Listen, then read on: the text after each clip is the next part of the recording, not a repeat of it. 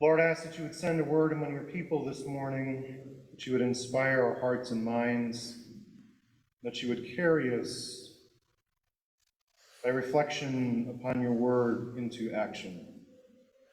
Our rock and our redeemer. Amen.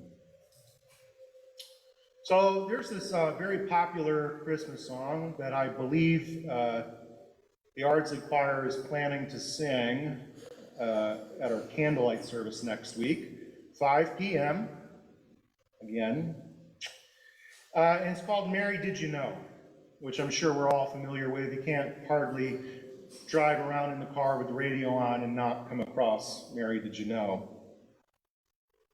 Mary, did you know that your baby boy would one day walk on water? Mary, did you know that your baby boy would save our sons and daughters? Did you know? Did you know that your baby boy has come to make you new? This child that you deliver will soon deliver you.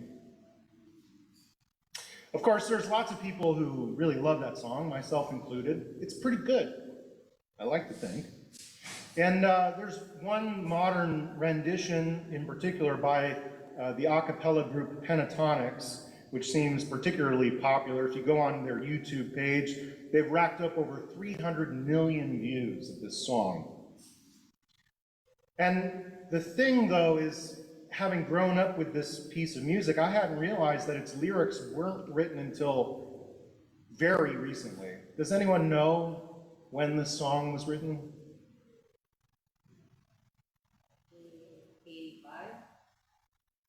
Extremely close. The lyrics were written by a man named Mark Lowry in 1984, and then the music, the song, the completed song with the accompaniment was released in 1991. But I had just assumed it was older because that's before I was born. At least 1984 was. So as far as I was concerned, this song had been around since about 1700s.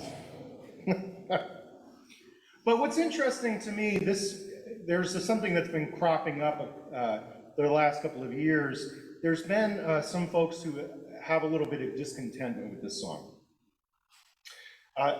In 2021, Christianity Today tried to address the issue by interviewing Mark Lowry, the author, and the following quote captures the perceived problem pretty well. Listeners have complained that, yes, Mary knew. She knew that she was going to bear the Messiah, the promised salvation of Israel, and that, therefore, the rhetorical question upon which the song rests is either redundant or condescending. Yes, Mary knew. Or as one particular parody song has come out puts it, Mary frickin' knew. That's the name of the song. Now, in context, this sentiment seems somewhat understandable when we look at something like the Song of Mary from Luke 1 of, the gospel, which was our call to worship. And, here we have Mary who's been told by the angel Gabriel, you're going to bear the Messiah. And she sings out this beautiful song, this wonderful song that calls up Isaiah. It seems that she did, in fact, know. Having said that, because I do want to defend the song a little bit, right?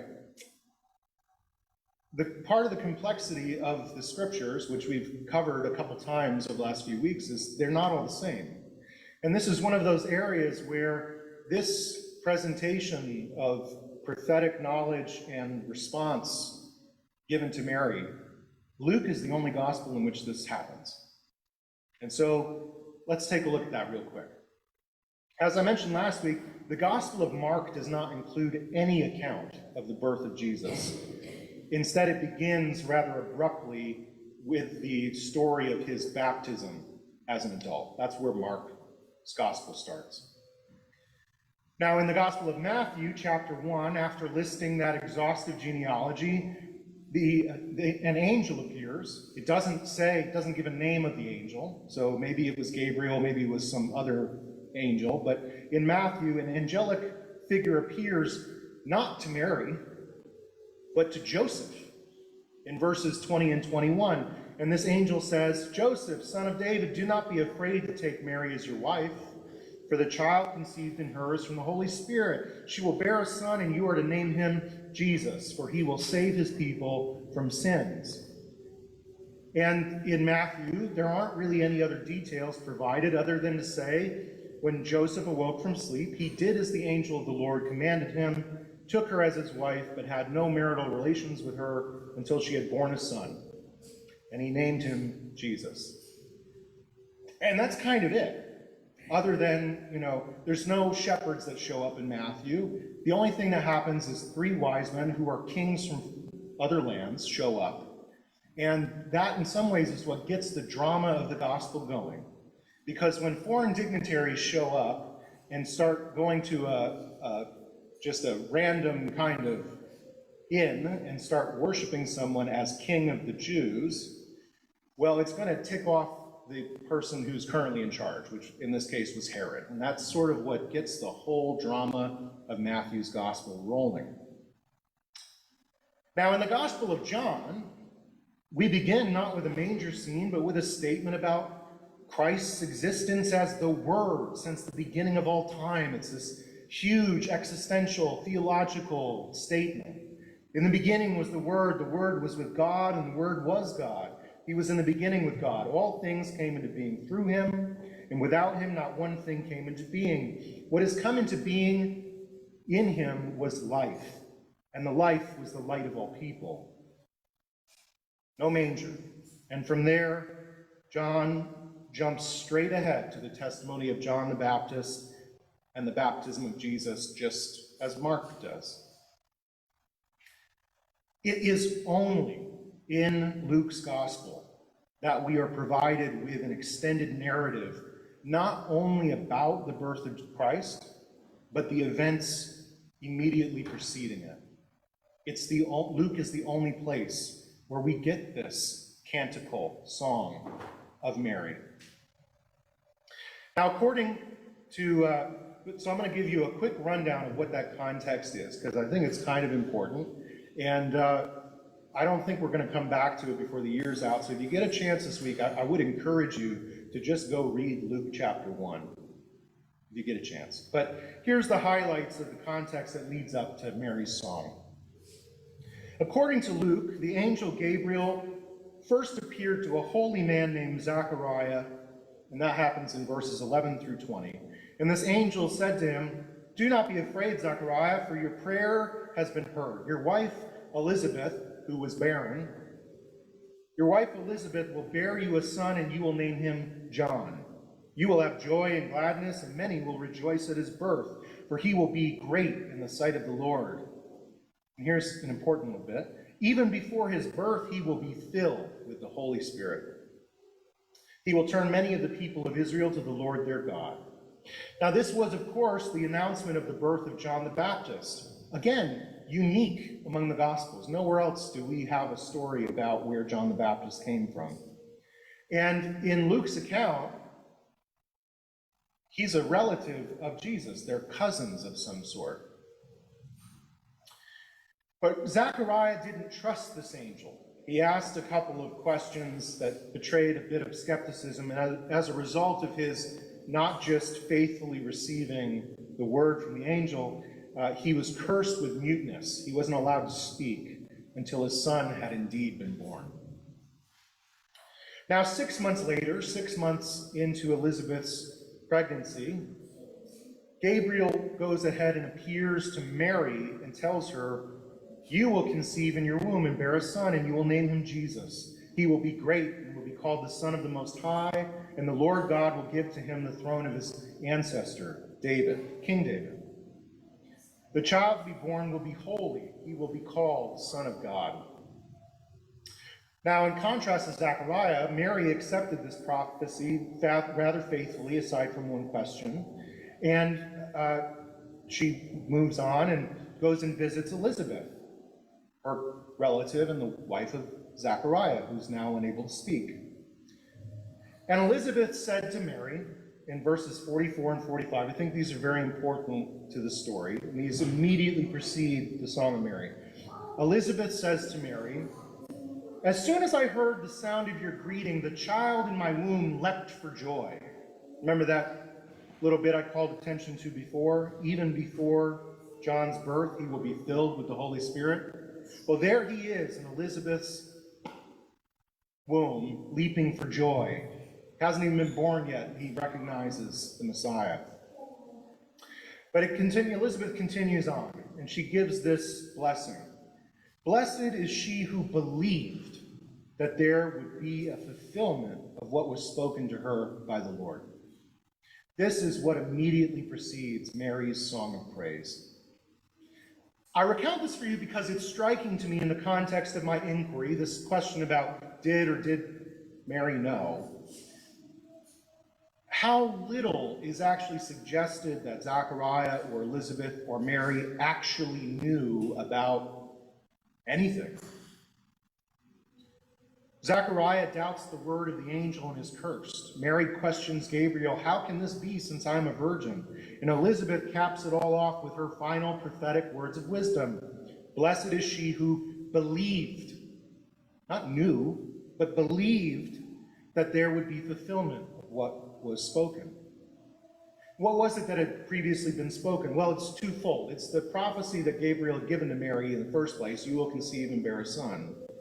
But it's also the fulfillment of what had been spoken before in Isaiah, which is what we heard from Roberta just a few moments ago. That all throughout the trial and tribulation of Israel, the prophecies, the restoration of Israel was still promised by God, was still coming into fulfillment, and Mary believed that God was faithful. The Song of Mary is essentially just a recitation or a bringing forward from that Isaiah passage. And it's how the author of Luke is trying to draw on and make connections to his audience by radically inheriting these resources from the Hebrew tradition. He's making some pretty bold claims. He's using it to make some very powerful theological claims that Jesus of Nazareth was the Messiah who had been foretold. And this was the coming king. He was the coming king who would fulfill these promises that God had made for the restoration of Israel. And yet, as I've been saying for the last few weeks, the way that that actually occurred ran counter to or subverted all of the expectations that folks at the time had for how that restoration was going to happen. And actually, not only was it just the nation of Israel that was being restored, but in this radical act of Christ, God's promises are opened up for the restoration of the whole world. But is there anything to suggest that Mary actually knew that that's what was going to happen? Well, today, at least, I could, as always, I could change my mind. These are always provisional statements. But today, at least, I'm thinking not. I don't think that she, based on what we have in the scriptures, I don't think she had any better idea than her husband or Elizabeth or Zechariah or anybody else in that moment about what this subversion of the Messiah was going to look like.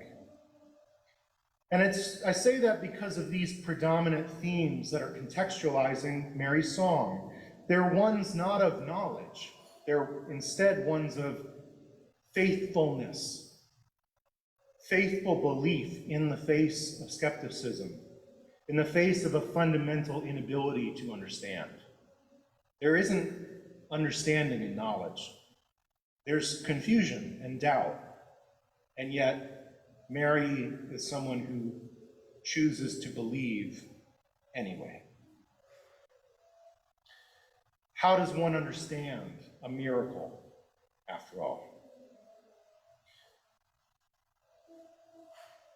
But all of this is really just a meandering way to bring us around to the point I'm really trying to aim at. Because do we really need to entertain an argument about what Mary knew and when and how and why? Probably not. But here's the point that I have been struck with this week is this argument, it betrays, it demonstrates a very modern preoccupation with knowledge, a preoccupation with knowing. There's a lot of people today who come to Christianity or run away from Christianity because of knowledge, what we know, facts, figures, what we can prove, what we think in the realm of our heads and of our knowledge. And that is just a distinctively modern problem. And I guess in that respect, I shouldn't have been surprised that Mary, Did You Know was written so recently. Precisely because that preoccupation with knowledge sounds like a very 1980s thing. We so often, and so many of our conflicts get caught up in these questions of who knows what and who knows better, because knowledge is power after all. And pursuit of power is certainly a Christian virtue, right? No. And so I have to make my obligatory turn to John Wesley in the tradition, right? John Wesley was a masterfully trained scholar of biblical studies and theology, one of the most brilliant men of his generation, and yet he eventually came to the conclusion that most of these arguments that we have are merely differences of opinion. That's his language. These are, in many ways, mere opinions, which didn't ultimately matter so much. Knowledge, after all, doesn't bring salvation. Only faith does. Sola fide, by faith alone. That's what is the common proclamation of us Protestants. But even within that larger grouping, the Methodist emphasis has never been particularly preoccupied with a fixation on doctrine. That's why we don't have a catechism, usually. We don't have a big emphasis on specific doctrines. Instead, in the life and the teachings and the music of the Wesleys and the other fathers and mothers of our church, these all testify to the centrality of these acts of inheriting the tradition, whether we understand it or not. Because instead, the focus is on an experience of the heart and a responsive action. Or as I put it before and again, and will continue to put it again and again, even when it's annoying, Methodism is about joy, gratitude, generosity, and service. It's about an experience of the heart that translates out into action in the world. So perhaps it's more important, for us at least, to set aside this question, did Mary know? Who cares? It's not important. What's more important is, does her song bring you joy? Through acts of devotion, does it inspire you to take up the prophetic call of Isaiah, to go to the collapsed places and rebuild the world, to lift up the lowly and fill the hungry with good things, to become, as the Gospel of John would have it, a participant in Christ's enlightenment of the world? But that's not an enlightenment of knowledge of the head. It's an enlightenment of participating as a means of grace and bringing the beauty and goodness of the Lord out into the world. To accept and receive, to believe in his name so that we might become children of God. That's the Gospel of John. You see, Methodism is heart religion, not head religion. It's heart religion. And it all culminates in love. I recently read, I'm coming to a close, but I recently read, John said, the sum of all is love. Love is the sum of all, and his commandment to his followers was be all love. That is what I wish of you, be all love. Methodism is heart religion. And so I'll conclude with a version of Elizabeth's blessing to you all. Blessed are you who believe, not know. Blessed are you who believe that there will be a fulfillment of what has been spoken to us by the Lord. Amen.